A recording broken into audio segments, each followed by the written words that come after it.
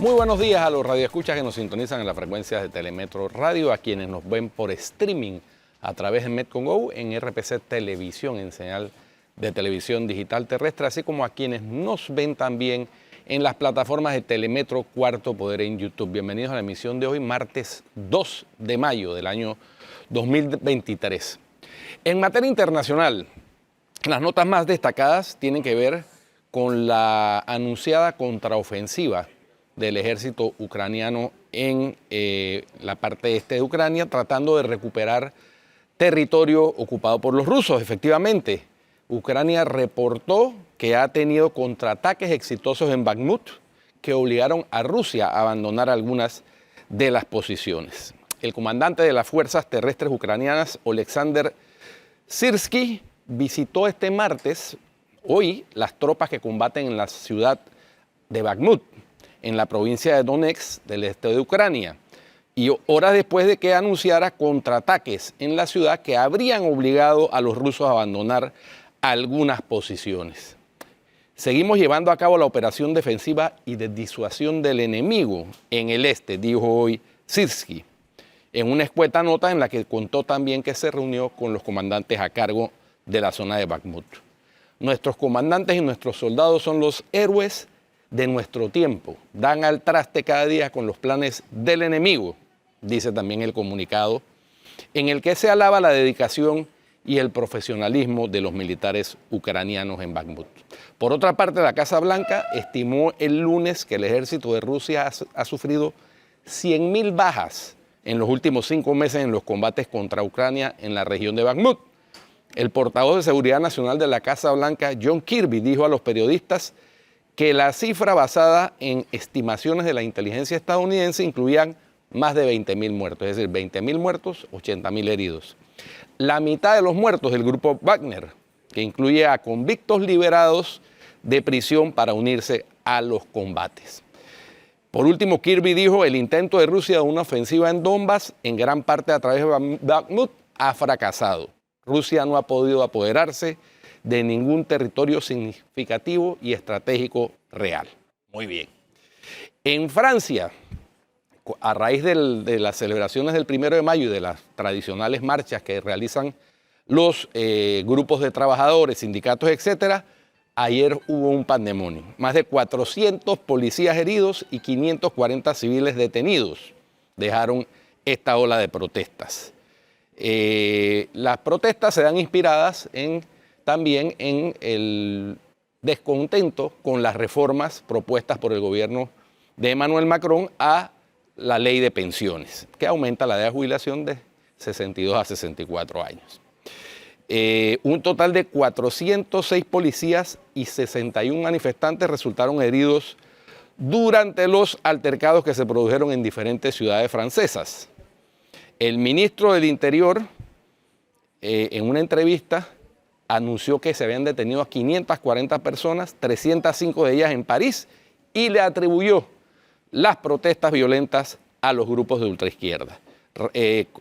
Responsabilizó al líder de la izquierda radical, Jean-Luc Mélenchon, al que recriminó que no haya pronunciado ni una frase en contra del ataque que se dio contra las fuerzas del orden, especialmente unas escenas muy dramáticas de un policía que está gravemente herido, hospitalizado, al que le tiraron una bomba molotov y se le prendió el fuego al policía, que no estaba vestido o ataviado para repeler ese tipo de ataques.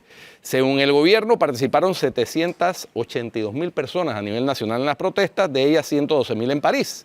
Sin embargo, según la Confederación General del Trabajo, fueron 2.3 millones en todo el país, de las cuales 550.000 en la capital. Y para hacerle frente a esas manifestaciones solo había 12.000 policías en todo el país, 5.000 de ellos en París. Bueno, y a propósito de protestas, Flor, en Paraguay, en donde se celebraron elecciones el 30 de abril, pues los candidatos que no resultaron favorecidos con el voto, sobre todo el candidato conocido como Payo Cubas, denunció en su cuenta de Facebook que se había producido un fraude electoral.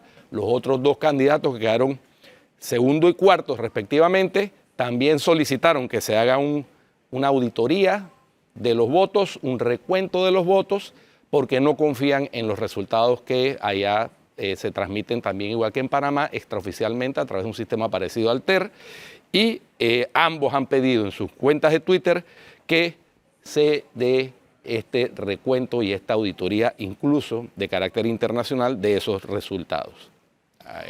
Relacionado con la elección en Paraguay, el candidato hasta ahora que se ve como el ganador, que es Santiago Peña, del oficialista Partido Colorado, según Nicolás Maduro, conversó con él porque planea restablecer relaciones diplomáticas con Venezuela. Paraguay es el único país del continente sur que no mantiene relaciones diplomáticas con el gobierno de Nicolás Maduro. Muy bien, eso lo relativo al plano internacional.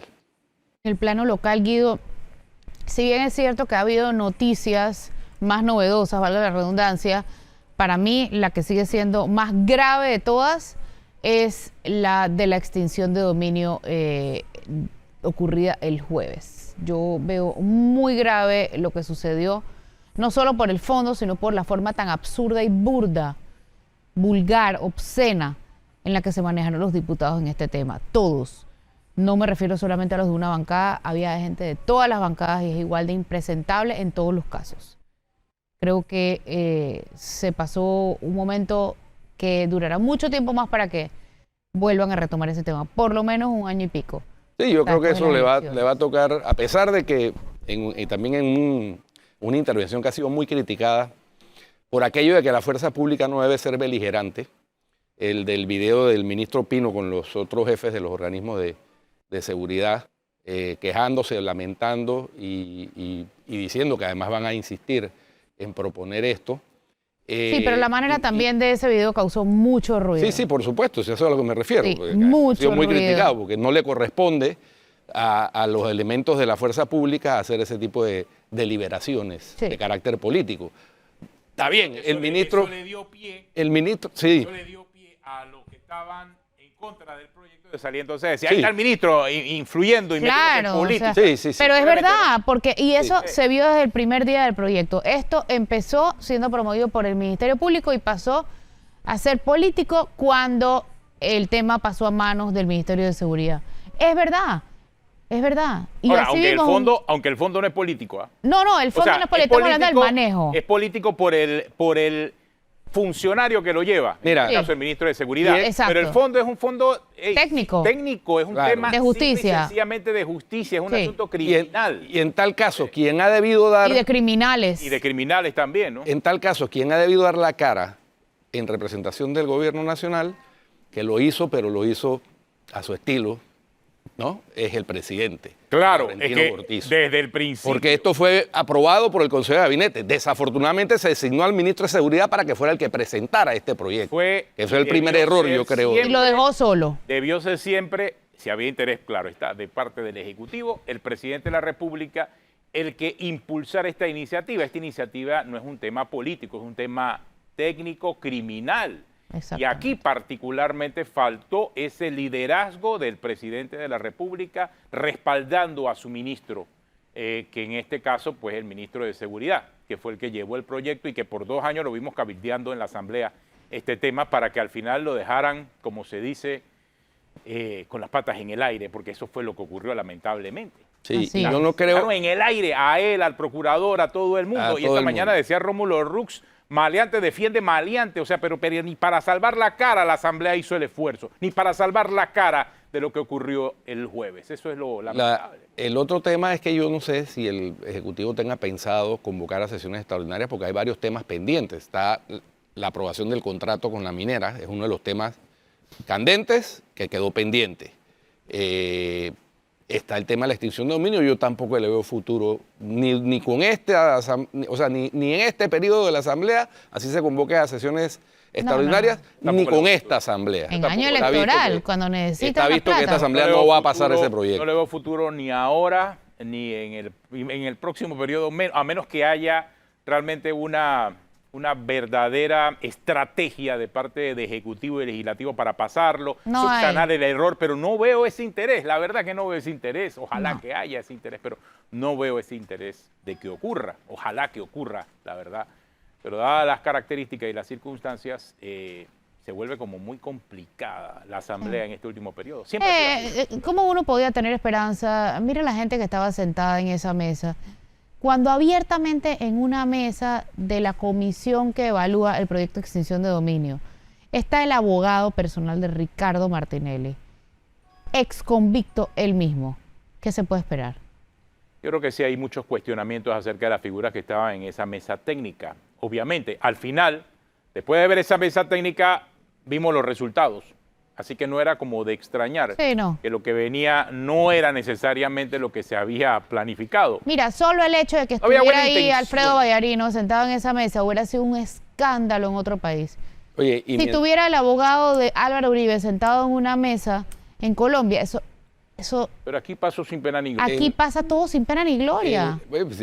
Además es el presidente de la Asociación de Abogados, un grupo ahí que está de abogados procesalistas penalistas, entonces, ¿no? Que es como una ramita del Colegio Nacional de Abogados. Entonces, la verdad es que es una cosa increíble. Una ramita de ese árbol bien torcido que es el Colegio Nacional de Abogados. Pero es que el Colegio Nacional de Abogados creo que vergonzoso. La mayoría estaba en contra. La mayoría estaba en contra. ¿Por qué? Por lo que dijo Rómulo. Pero el presidente del Colegio de Abogados se manifestó a favor. El presidente. Así pero hacia abajo los miembros. Pero había varios miembros del foro que estaban en contra por sus razones muy personalísimas. No, muy personalísimas y su óptica muy clásica, digámoslo así. Este tema no es político, esto es un tema, este es un tema técnico criminal. Así Mire es. cómo lo digo, técnico criminal. Y de eso es que se trata. O sea, y realmente no entiendo la razón por la cual, y quizás y fue donde estuvo el error de parte del ministro de Seguridad, aparecer con todo este estamento de seguridad. No hacía falta eso. No, o sea, creo que desvirtuó todo. Innecesario totalmente. Innecesariamente. Innecesario. Mira, si quería hacer un video. Le dio artillería a los que están en quería hacer un video, que lo hubiera hecho con su secretario general. Oiga, que de una entrevista. Ahí al lado. De una entrevista. O da una entrevista. Ya, o sea, estos videos. Que cada uno de los miembros de los estamentos de seguridad. Uniformados, además. Exactamente. Den la oportunidad de hablar con uno de los estamentos de seguridad que son las víctimas. Se le huyen a las entrevistas, pero hacen estos pronunciamientos que los dejan peor. Totalmente innecesario. Total. Oye. Le decía a Guido Atenógenes que había varios temas más novedosos, más noticia fresca, pero que este me parecía el más peligroso de todos. Pero hay otra cosa importante que ha sucedido en estos días y es el tema de la demanda millonaria de Abdul Waqed contra el Banco Nacional de Panamá. O sea, la apelación del Estado la rechazaron. Así es, exactamente. Entonces ahora la Corte va a tramitar la demanda que pone en peligro la estabilidad financiera del Banco Nacional. Banco Nacional de Panamá. Estamos hablando de 1.400 millones. ¿no? Sí, hay un tema delicado porque 1.268.7. Porque si bien es solo la admisión de la demanda, la sola admisión de esa demanda manda un mensaje. Obliga a que el Banco Nacional tenga que crear una reserva para esa contingencia. Y eso congela una cantidad importante de recursos del Banco Nacional per se. Entonces, a mí lo que me preocupa, porque independientemente de la disputa que está en juego, es primero que a una cuestión que fue un acuerdo comercial, sí, hecho con el Banco Nacional de Panamá como fideicomitante. Sí, como el que creó el fideicomiso, por encargo del señor Waqed, además, y entonces el señor Waqed alega que es que fue presionado. O sea, el señor Waqed estaba recibiendo presiones desde la inclusión en la lista OFAC del Departamento del Tesoro de los Estados Unidos, evidentemente. Además, él siempre tuvo representante ahí, por favor. Pero además que se haya tramitado por la vía contencioso administrativa cuando esto es un caso comercial. Esto, si bien es el Banco Nacional, no es un tema administrativo. Entonces, ¿qué pasa? Que en esa sala hay un señor magistrado que se llama Cecilio Sedalice, que al señor Waqed le decía papá Abdul. Papá Abdul, así lo trata. Así es. Entonces, y ya se ha pronunciado, ha hecho pronunciamiento en este tema, por lo cual fue recusado. Y la recusación tampoco ha sido surreal, es surreal. Eso no huele bien por ningún lado que se le mire. Es tan surreal que Sedalice le diga papá Agua que como que Alfredo Vallarino está sentado en esa mesa. Son cosas surreales. Yo no sé cómo esto no es un escándalo. Papá Agua que no debió declararse impedido. Bueno, pero es que... Pregunto, no sé, pues. No sé si la presentó. Es una pregunta inocente, supongo. Lo recusaron y la recusación fue rechazada. Correcto. Por los colegas del señor Sedalice. Entonces, ahí todos son cómplices al final del día. Eso no huele bien por ningún lado. Mira, hay gente que no sabe de qué se trata la Independientemente demanda. de que el señor Wackett considere, y ese es su derecho, que se ha visto afectado por una acción determinada, la vía yo creo que no era la contenciosa administrativa, sino la civil. Comercial. La civil Yo o creo la que también, comercial. yo creo que también debe ir por la vía civil, Entonces- pero sobre todo por los efectos que tuvo la decisión. Ahora bien, ahí hay un tema que me imagino que es el camino que está siguiendo el señor Wackett. Es primero demandar aquí para después ir hacia los Estados Unidos, que en todo caso fue el que aplicó la sanción, porque Sí, la sanción es de una jurisdicción que no necesariamente la panameña. Aquí en Panamá no hay una lista OFAC. Mira, hay una Y cosa. no ha sido incluido en ninguna y no existe ni va a existir ninguna lista OFAC. No. No. Esto fue una decisión Pero unilateral también hay- del secretario del Tesoro, del Departamento del Tesoro, que los mantiene además, al señor Wackett y a todos los familiares de él y a las empresas que todavía existen, los mantienen incluidos en la lista Clinton o lista OFAC al día de hoy. Sí, porque Entonces, estuve revisando y muchas de sus empresas ya salieron. porque desaparecieron las empresas. Exactamente, pero todavía Él él está. al día de hoy se mantiene en la lista Sí. OFAC. Así es. Oye, Entonces- y sí es importante recordar algo que destaca la prensa hoy, y es que Wackett en el 2017 también hizo una maniobra similar a esta. Era sobre el fideicomiso al que traspasó Félix en un intento por salvar ese negocio luego de su inclusión en la lista Clinton.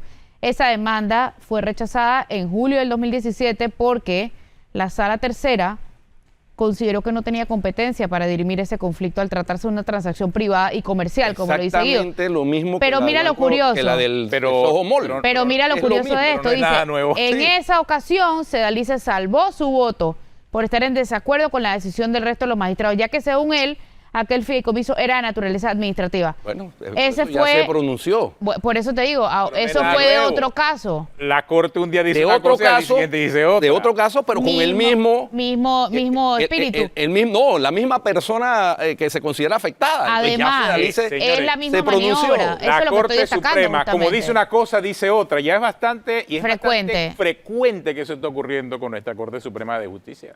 Eso no es muy serio, ¿ah? No es muy serio. Bueno, No es nada serio. Pero cosas- también la gente tiene que recordar por qué está pasando esto. Lo que recordabas de que lo presionaron. ¿Pero en qué? Wackett lo que está argumentando es que el Banco Nacional lo presionó para firmar el fideicomiso al que voluntariamente traspasó Soho Mall después de ser incluido en la lista sancionatoria. Eso es lo que dice Guido, que debiese ser un tema civil. Por supuesto. Obvio que sí. Ahora- pero hasta la Corte dijo que debía ser un tema, Claro, pero en lo ese dijo en un caso, en este no. En ese caso. A mí me Mismo llama, Por tema. eso le digo, la Corte dice un día una cosa y al día siguiente dice otra No, cosa. Dice una cosa, terrible. dice otra cosa. Está bien. a mí me llama la atención que, o sea, yo en mi experiencia profesional, incluso como banquero, hace muchos años, yo jamás había visto que un gobierno tratara de ayudar a una persona que está metida en la lista Clinton.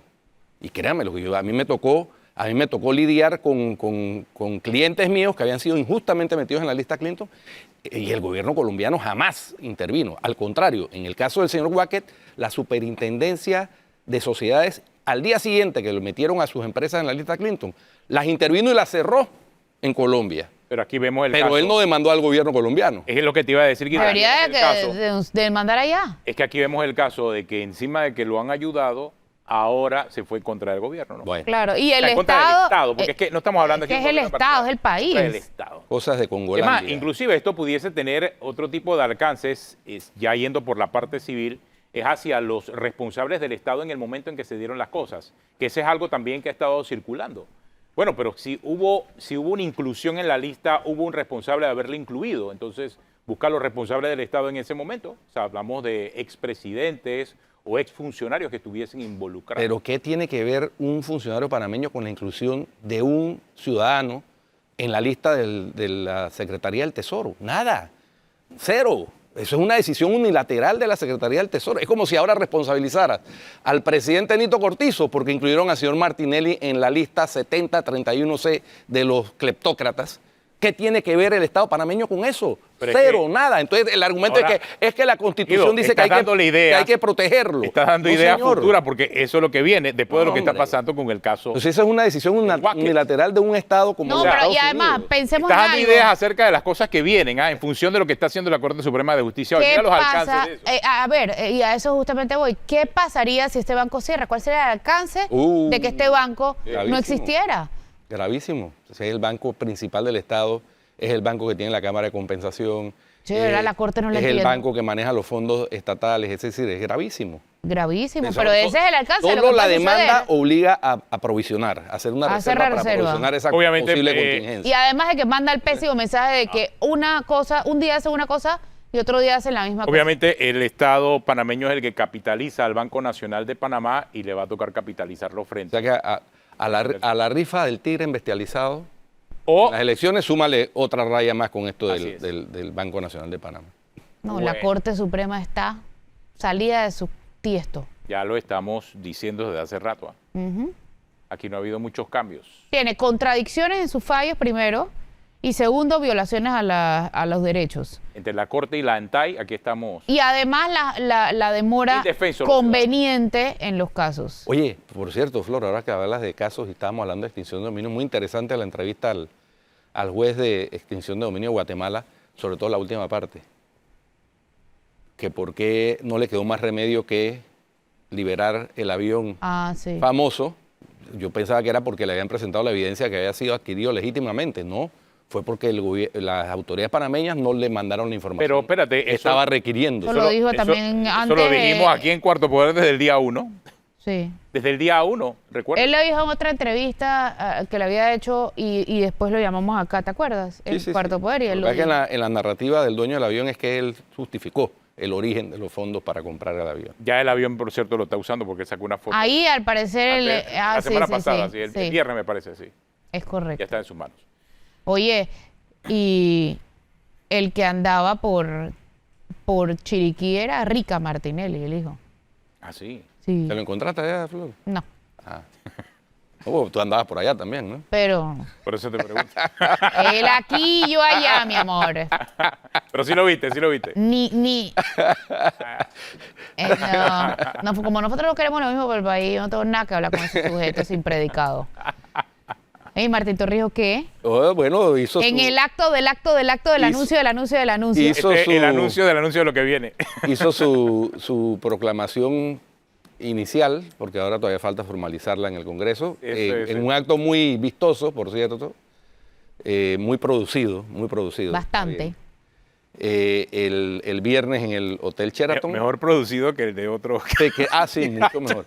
Se quedó chiquito el salón, hubo gente que estuvo de pie. Y bueno, hizo un discurso muy estructurado. Sí, me gustó el discurso, de verdad. Él suele tocar Sí. temas. O sea, la experiencia no se improvisa. Eso Así verdad. es, así es. Y se nota. Tiene experiencia, fue presidente, obviamente, fue Y candidato. bueno, y hubo gente del PRD acompañándolo. Gaby Díez estaba ahí, me dijeron. Yo no estuve, pero me dijeron. Estuvo este que fue ex embajador en España y que le hacía discursos también a Martín Torrijos cuando era presidente. El poeta Manuel Orestes Nieto. Manuel Orestes. Pero no Nieto. estaba con Cortizo. Bueno, pues, tuvo Manuel Orestes Nieto. Estaba, tú lo has dicho. Estaba. Así es. Es que yo sí creo que Martín Torrijos, obviamente, ese apellido pesa mucho en el PRD. O sea, el que le va a quitar votos al PRD, le va a quitar votos al PRD. No a de verdad, yo sí creo que no a los independientes, porque Mira, Rubén. los independientes tienen muchas opciones en este momento. En otro momento de la historia sí le quitaba, sí era una opción independiente, pero hoy en día el que quiera votar por la libre postulación tiene otras opciones por la libre postulación, o sea, otras opciones independientes. No creo que le quite mayor diferencia a los independientes, pero de que le quita al PRD, le quita al PRD. Sí. Porque el PRD, el apellido del PRD no es Torrijos. Yo no sé, pero, por ¿qué supuesto, pasó, pero Torrijos? cuando al final, digamos que Gaby Carrizo tiene las más altas probabilidades de ganar las primarias en el PRD. No, las únicas probabilidades. Exacto. O sea, de que gana, gana, por favor. De que gana, o sea, gana. Ahí no hay mucha pena. Con la Pero maquinaria espérate, oficial a hay su que servicio. ver qué pasa. Claro. Exactamente. O sea, Hay si que no ver- gana, sería un error. ¿Ah? Hay que ver qué pasa después trampa, y ¿sí? si No, sube o si baja no las gana, sí encuestas. sería una Y- sorpresa. no, Ah, no, no. Pero qué pasa después. Entre ahora las Pedro Miguel. primarias del PRD y las elecciones generales, Ah, sí. si él no sube la loma, yo creo que el Pero mismo sí, ya partido vio. se va a ir con Obvio. Martín. Oye, ya vi- Yo eso también lo estoy visualizando. Ya ha habido, Claro. Eso ya ha pasado. Ya ha pasado, ya ha Por habido favor. situaciones, incluso que se fueron con un candidato que no era ni siquiera cercano al Así PRD. mismo es, ya ha En el año ocurrido. 2014, Ya ha un grupo ocurrido. importante del PRD votó por Juan Carlos Varela en la papeleta del Así Partido mismo Popular. es. Cuando Porque no Oye, estaban de suban la acuerdo, loma, óyeme, van a porque no subir estaban de con él. acuerdo con Juan Carlos Navarro. Y en el Hay que 2019 decirlo. otro grupo importante del PRD terminó votando por Cambio Democrático. Eso También, conocido. también. Ya ha pasado, eso ha ocurrido ya. También, Aquí No así sé, es. pero estamos estos hablando juegos de eso. poder. y Pero todo es esto- primera vez que un PRD como Martín Torrijos, que además es expresidente, va por fuera, porque eso nunca había sucedido. Sí. No, y no cualquier miembro del Partido Revolucionario Sí, sí, Democrático, para los que quieran minimizarlo, estamos hablando del hijo del general. Una pregunta, ¿qué diferencia hay entre lo que ha hecho Martín de postularse por otro partido y lo que han hecho los de partidos que han corrido por la libre postulación sin renunciar a sus partidos? Ninguna. Es lo mismo, es el mismo principio. Ya. O sea, ¿tú ves alguna diferencia? Yo no veo ninguna. No, yo no. Es lo mismo. Por eso lo pregunto. Es lo mismo, tú, ¿sabes qué? Mi partido, o no veo Bueno. mucho chance en mi partido, espérate, me voy por fuera en la libre postulación. En el caso de Martín Torrijos, pudo haberlo hecho por la libre postulación, yo creo que hubiera conseguido la firma, pero él sí decidió ir como a lo seguro, esa es dentro la- de la estructura partidista. La diferencia es que no tuvo que salir a recoger firmas. Exacto, esa es la única Simplemente diferencia. convencer a los en- miembros del en comité un tema político. en un tema de Pero, principios ojo, es lo mismo. Pero yo creo que Martín Torrijos se tira por la libre postulación y claro que hubiese conseguido las firmas. Sí. Ahora, Ahí a lo mejor hubiese recogido más votos independientes. casos se han visto históricamente en la humanidad de personas que son de una afiliación política y terminan siendo postulados por otra. Sí, eso ha pasado. Winston Churchill, Pero por aquí, ejemplo. pero este caso no es ¿No? igual, no es lo mismo porque el Partido Popular creo que tiene los mismos principios y la misma línea que el Partido Revolucionario Democrático. Sí. En este momento, claro está, ¿no? Ambos Sí. pertenecen a la Internacional Socialdemocracia. O sea, Martín Torrijos tampoco No, está no, haciendo no, algo... no. El Partido Popular es de la Internacional de Partidos Democráticos de Centro, que es donde está el panameñismo. El Pero el PRD, PRD no está está en la... misma. No, el En la PRD está en la socialdemocracia. socialdemocracia, que es la Internacional Socialista, conocida antes como Internacional Socialista. Son dos vertientes diferentes que se originaron en Alemania después de la Segunda Guerra Pero al Mundial. final puede Pero- estar inscrito en pero la mira, NASA. pero realmente- al final están todos por ellos. Aquí, Pero lo que realmente pasa es que en Panamá no hay diferencias es una ideológicas. Por diferencia eso no mismo. muy- Sí. no muy Y marcada. todos son de centro-derecha. Todos son de poder. Centro-derecha. Todos son de centro-derecha. No saben ni siquiera lo que es Quizá centro con ni la excepción derecha. de... verdad. Sí, sí, todos Soy- son... Al por final ellos. ni siquiera se definen. Que internacional socialista, comunista, bagdadista, o sea, da No, exactamente internacionalmente igual. sí tiene eso un peso. Sí, pero en la vida, Sí, el día a día, y- ¿cómo pero- lo pero hay- traduce? pero Los hay- esfuerzos, Pero, ¿no? pero hay grupos dentro del PRD, por ejemplo, el grupo de Pedro Miguel es más hacia la izquierda, Bueno, ¿no? Más simpatizante de Cuba. Habría como ciertas Venezuela. tendencias. Habría como ciertas ¿No? tendencias. Así es. Pero no Ahí muy son marcadas. la Ahora, tendencia. en el caso del Partido Popular, en el pasado sí ha estado aliado al PRD. En Panamá, pues. En Panamá. Con el PRD, sí, claro. Llevaron a la presidencia a Martín Torrijos. Sí. Fueron oye, ¿y aliados. ustedes vieron el video de Gaby Carrizo? Anda más, ¿Cuál de- anda más, cuál de ¿cómo se llama? Anda más, El de la Casa En Quincha. la casa de Sí. Quincha. muy fresquecito. No, y es que a mí sí me gusta que me abracen. Yo creo que él esto. tiene un asesor parecido al No. que asesora a Bukele, a Nayib Bukele, porque ese O a, tipo de o a videos de Martinelli en su propaganda primera Yo campaña. lo digo por la gorra, ¿no? A Martinelli en su gorra. segunda campaña, de hecho, y en el su tipo segunda de discurso campaña. y todo. Ay, no, patético. Ahora, pero el asunto es que el tipo de discurso... Se ve de tan Bukele falso. También se orientó en la acera del frente, ¿no? Bukele estaba retando al status quo. Sí, sí, En el claro. caso del señor Carrizo, él es Quieren- el status Él es quo. el status quo. Exactamente. Bueno, pues Bukele es un ejemplo de lo que decíamos de que se postulan por otro partido. Bukele era del Frente Farabundo Martí por la Liberación Nacional. Sí, es cierto, pero... Fue alcalde. Estamos hablando de cómo se aplica en Fue Panamá. al- es cierto, alcalde. pero la estrategia de Y Bukele... se salió, peleó y fundó su propio partido. Pero la estrategia de Bukele fue distinta, fue un rebelde dentro de ese partido, se identificó mucho con los votos independientes. En el momento que pudo, se salió y creció. Martín Torrijos es un rebelde en el PRD ahora mismo. Y rebelde. Perdóname, ¿en y qué rebelde momento? con causa. Perdóname, lo que pasa es que Yo no veo la rebeldía. rebeldía de Martín Torrijos es de los últimos 2 meses para acá, Guido. Exactamente. Tampoco es que ha sido un rebelde. Si él hubiese mantenido una conducta rebelde desde el momento en que salió de la presidencia, esta otra sería la historia. O La desde verdad. que empezó este gobierno. o desde que comenzó este gobierno también. No, pero es que la rebeldía no o un aparece año de la después, noche a la mañana. o 2 años Hay- después. Y hoy amanece y te dice, hoy quiero ser rebelde. No, la Exacto. rebeldía se mantiene a lo largo del tiempo. Hay quienes Y dicen- la verdad es que Martín Torrijos no se identifica como por ser quienes- rebelde. Yo hay que- tampoco lo veo por ahí. hay que- Y además siempre hemos sabido que tiene sus cuotas de poder en los Sí, por eso. gobiernos. Hay quienes dicen que hay muchas fichas de Martín Torrijos en el gobierno. Digo, solo hay que quienes dicen, ver. claro, hay que verla. Solo hay que ver. No hay ni que... O sea, ¿no? Por ahí no lo veo. Además hay una muy buena relación, y siempre hubo una muy buena relación entre el actual presidente y Martín Torrijos. O es que se nos olvida que el actual presidente fue ministro del señor Martín Torrijos. Y fórmula vicepresidencial en la primer Además. intento en el Además. primer intento en el 2004. Así que hay historia, hay historia. Sí. Así que lo de la rebeldía no creo que sea Bueno, muy, listo. no sea muy real, Es medio rebelde, pues. ni medio ni rebelde. Es PRD, eso sí, es PRD. Hay una pausa, regresamos en breve, vamos a hablar de la quinta papeleta hoy con Carlos Lee aquí en Cuarto Poder, regresamos.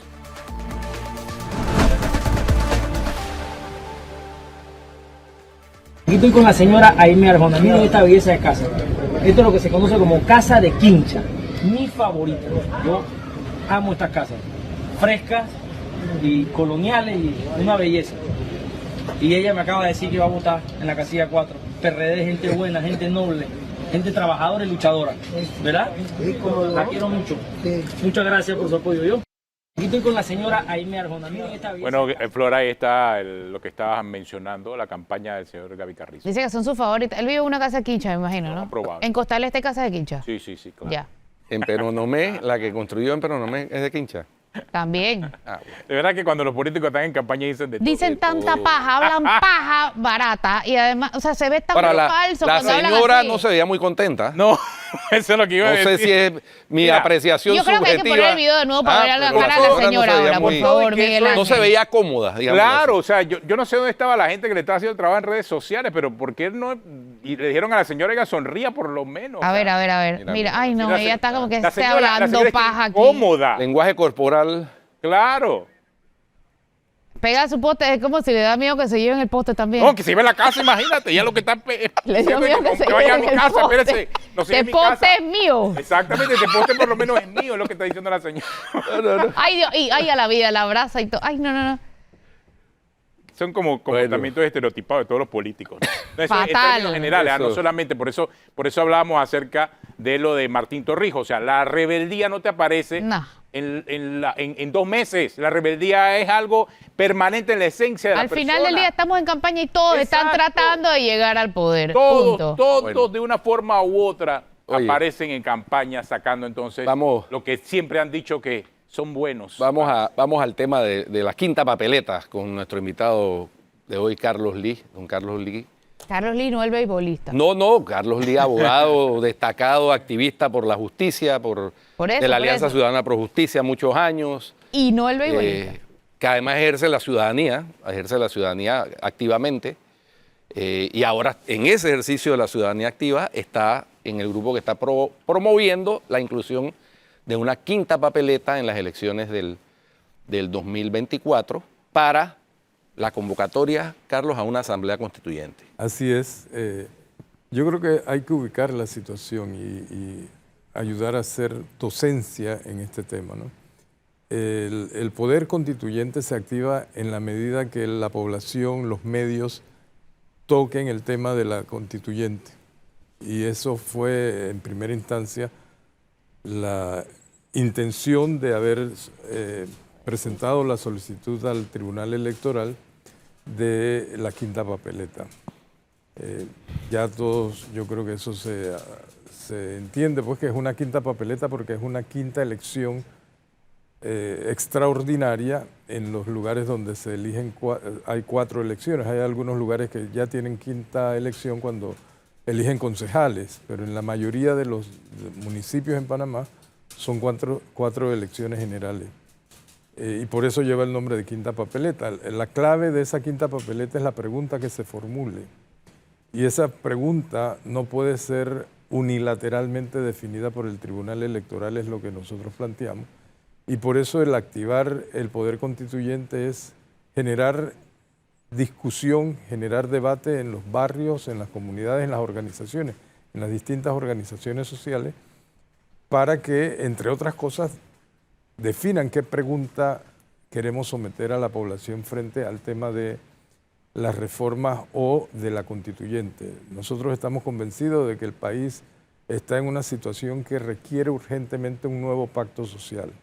Tenemos que definir conceptos, el mismo concepto de Estado. Debemos redefinirlo.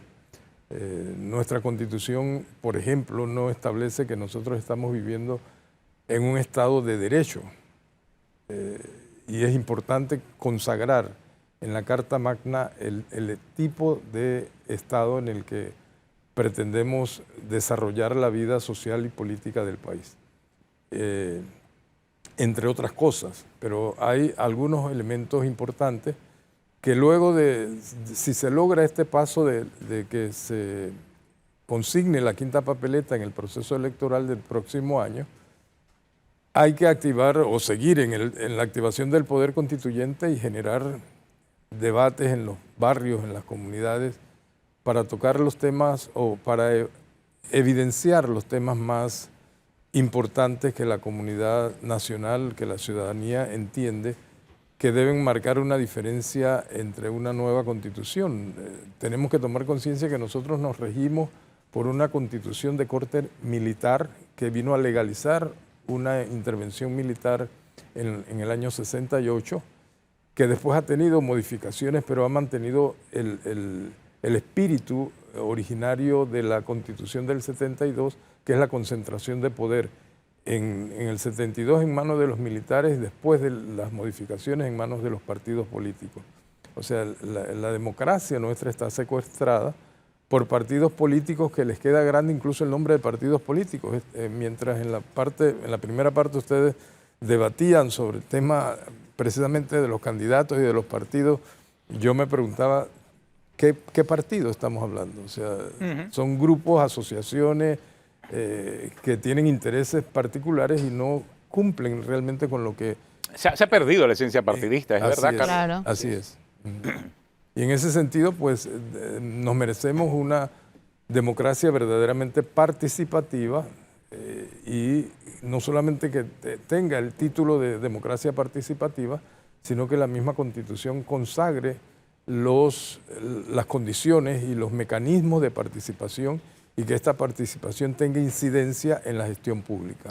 Don Carlos, hay quienes dicen y plantean, los estudiosos del tema constitucional, que quizás la mejor constitución que ha tenido Panamá a lo largo de su corta historia ha sido la del 46, que fue producto de una Asamblea Nacional Constituyente. Hay diferencias sustanciales entre el texto constitucional de hoy, de corte presidencialista, exacerbadamente presidencialista, digámoslo así. El presidente es como una especie de rey, sometido en el papel a algunos controles de los organismos de control, como deberían ser la Corte Suprema de Justicia, la Asamblea, la Contraloría y otros, pero que en la práctica son cooptados por el Ejecutivo. ¿Qué podría rescatarse de la Constitución del 46 en un ejercicio de Asamblea Nacional Constituyente si se aprueba lo que se va a plantear en esa quinta papeleta? Mira, la Constitución del 46, el aporte que hace al modelo sociopolítico del país es definir e incorporar en la Constitución un Estado social y la protección social, todos los derechos sociales y todo el Estado interviniendo para garantizar los derechos a los sectores más débiles de la sociedad, es lo que caracteriza como aporte que hace la Constitución del 46. Pero en esencia el tema de la definición de un sistema de gobierno unitario y presidencialista se mantiene y no cambia con la del 72. Lo que hay que destacar es que a partir del 72 el control del poder político se definió incluso con nombre y apellido en la Constitución del 72, en la persona del general Omar Torrijos Herrera, estaba consagrado en una Constitución, cosa muy particular que pasa en Panamá, o sea que en la Constitución le pongan facultades con nombre y apellido a un funcionario. Lo que estaba diciendo que el control político va a estar concentrado en la Fuerza de Defensa, la Policía Nacional, en el Ejército, como quieras llamarlo, en la evolución que ha tenido la fuerza pública, las fuerzas de seguridad nacional. Esa constitución se modifica después de la firma de los tratados Torrijos-Carter. Yo quiero destacar ese hecho porque en el 67, con un gobierno democrático, con toda la falencia que tenía y con todas las malformaciones que tenía el gobierno en el 67, se rechazaron los tratados propuestos por los Estados Unidos. Eso marca un interés de crear condiciones en Panamá para que Estados Unidos pudiese lograr mejorar su imagen con un nuevo tratado después del rompimiento de las relaciones en el 64. ¿Qué hace el golpe de Estado? Esencialmente los militares intervienen en el país políticamente para garantizar que en Panamá se va a poder concretar unos tratados como en efecto se concretaron los tratados Torrijos-Carter. Una vez que cumplió esa misión, controlando la vida sociopolítica del país, se abre nuevamente lo que en ese momento se llamó el veranillo democrático, pero que de luego se consolida en las reformas constitucionales, abriendo la participación nuevamente de los partidos políticos.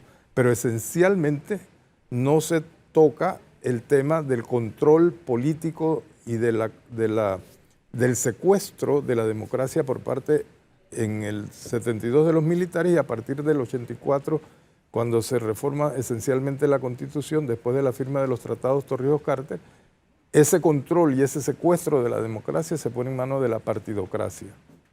Y es lo que hace que un sistema presidencialista se haya afianzado de tal manera que es un rey. El presidente nuestro es un monarca que tiene el control absoluto de todos los poderes del Estado, que tiene injerencia en todos los poderes del Estado y que no hay el debido equilibrio que inspira cualquier democracia moderna. Ahora, hasta ahora, por lo menos en los últimos 10 años, ha habido intentos por la constituyente de una manera u otra. ¿Será posible que en esta oportunidad se pueda concretar algo, Carlos? ¿Qué piensas? Ok, yo pienso que sí, en cuanto la comunidad tome conciencia y dé el paso adecuado. O sea, nosotros hemos manejado, y creo que ha sido un error, pensar de que cuando se plantea el tema de la constituyente es un grupo de ilustres, conocedores de las leyes, que redactan una constitución. Nosotros estamos animando a activar el poder constituyente, y el poder constituyente está en la ciudadanía. Y en la medida en que logremos activar el poder constituyente y que la ciudadanía tome conciencia del poder que tiene para establecer un nuevo pacto social, eso va a marcar la diferencia y va a poder presionar a los gestores públicos a responder a ese clamor del poder constituyente.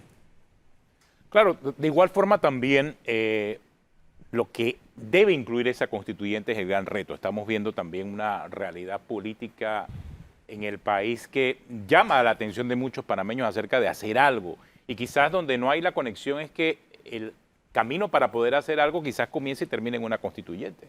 Así es. Hay un tema que me resulta interesante que hablaba Guido del sistema presidencialista de la Constitución del 46. Hoy se siente que el sistema más que presidencialista es de los diputados que mandan en el país, pero no me queda claro si eso es porque realmente ha cambiado y ahora el sistema lo manejan más los diputados que el presidente, o porque el presidente en este momento ha perdido la fuerza por su propia personalidad y decisiones. Sí, yo creo que es la ausencia de una personalidad, yo diría de un presidente que se sienta presidente ante el laissez-fairismo, con la falta de un liderazgo, asumiendo los poderes que le da la Constitución.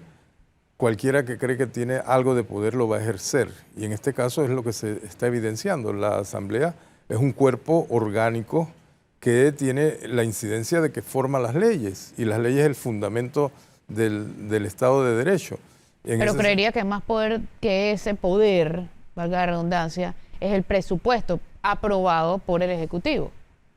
Por supuesto, pero el tema del presupuesto que lo domina el Ejecutivo y que lo aprueba la Asamblea, pasa a un segundo plano cuando nosotros estamos viendo que en situaciones concretas, ustedes conversaban al inicio de este espacio sobre el tema técnico, jurídico, que es la ley o la propuesta de ley sobre la extinción de dominio.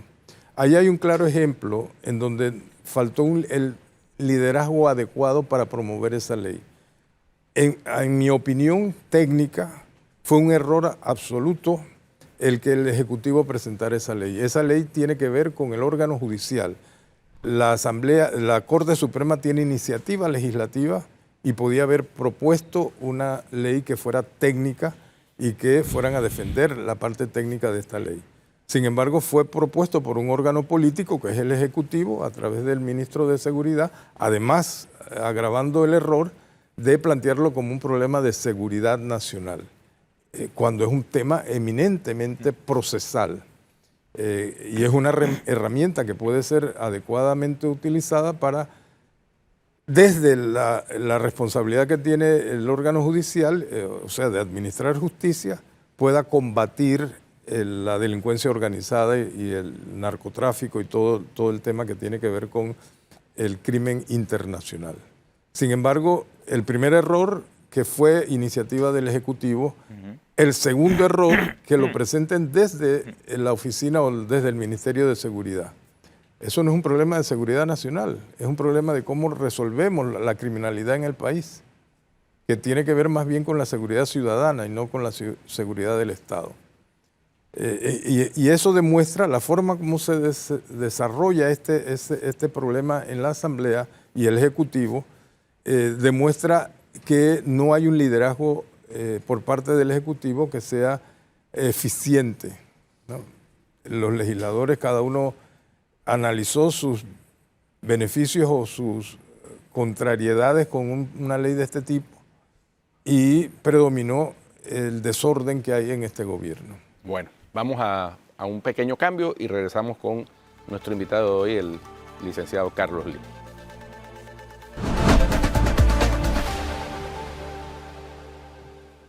Continuamos aquí en Cuarto Poder, hablando acerca de la opción de una quinta papeleta para las elecciones. Por lo menos creo que se llama así, o no sé si tiene ese interés de llamarse de alguna forma, Carlos, ¿Movimiento Quinta Papeleta o no? Sí, se llama así, Movimiento por la Quinta Papeleta. ¿Quién más está en ese movimiento?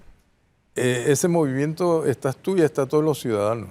O sea, la idea es que este movimiento no sea el activismo de personalidades. La idea, por supuesto que un grupo tomamos la iniciativa de... ¿Quiénes son los que tomaron la iniciativa? Es un grupo que tiene más de 8 años de estar reuniéndose toda la semana, analizando y viendo la situación del país. ¿Qué respuesta han recibido el Tribunal Electoral sobre la iniciativa de incluir la quinta papeleta? La reunión que se presentó la carta fue con el presidente actual del Tribunal Electoral.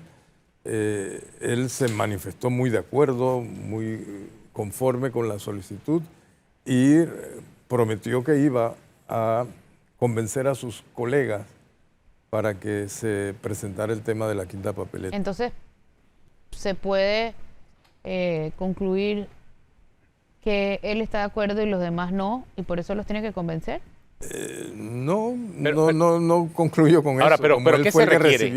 ¿Qué se requiere, Carlos Lee, para incluirla? O sea, ellos tienen que ejercer... No creo que solamente es el beneplácito del Tribunal Electoral. No, ellos tienen que ejercer su iniciativa legislativa y presentar un proyecto de ley aprobado por la Asamblea. ¿Y cómo le iría ese proyecto presentándose en la Asamblea, con esta Asamblea? Tanto en la Asamblea como en el Tribunal Electoral se va a respetar un sentimiento que representa la voluntad de una gran cantidad de ciudadanos en la medida que los ciudadanos nos organicemos. O sea, una carta no va a ser ni que el Tribunal Electoral ni que los diputados aprueben una quinta papeleta. Es una simple carta que hemos presentado. Hace falta activar el movimiento por la quinta papeleta. Le esté dando el mensaje a quienes están haciendo la gestión de gobierno que hay una voluntad que ellos tienen que respetar. Una iniciativa similar fue la que dio origen a la constituyente de 1991 en Colombia. La séptima papeleta en las elecciones de 1990, en esa ocasión fue promovida por un grupo de estudiantes, Qué bueno. ¿no? Así Pero que... imagínate, acá no hemos podido ni salir de la extinción de dominio. Exacto. O sea, de No, verdad, pero la iniciativa es válida. No, y si se totalmente es consulta válida. al Totalmente soberano, válida. al soberano, Así es. el asunto es que todo se estrella contra la electorado, Asamblea. ¿verdad? El electorado, que son los mayores de edad, es decir, los ciudadanos. Si se le consulta, ¿quiere usted que se convoque una asamblea constituyente?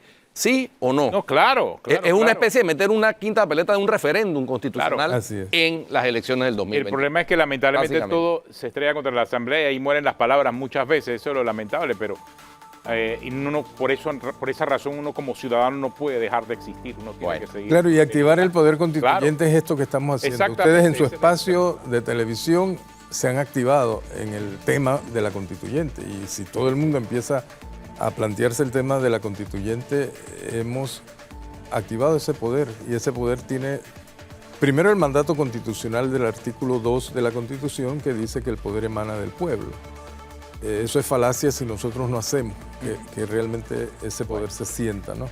Y ese es el llamado que estamos haciendo, o sea, el pueblo tiene que activarse en los barrios, en las comunidades, los sindicatos, los medios de comunicación, decir, oye, ya basta de seguir lamentándonos, vamos a dar el paso a cambiar el pacto social, hacer un nuevo pacto social y concretar en una nueva constitución. Muy bien. Gracias, Carlos. Muchas gracias, Carlos. Acá, lamentablemente, se nos acabó el poder del tiempo. Así que, si usted continúa en Telemetro Radio, siga con El Brunch. Y en RPC Televisión, NCIS, Investigación Criminal Naval. Hasta mañana.